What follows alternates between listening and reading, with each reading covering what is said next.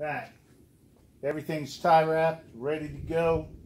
Gonna do the start on the engine, see if it works.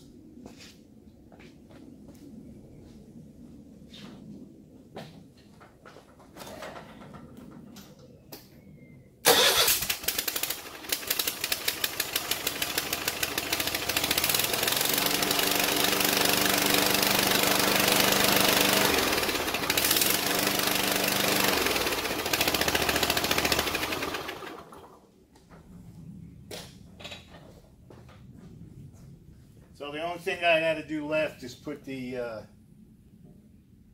cover back over here. But before I do that, I'm going to grease it up, change some things, and then get back at it.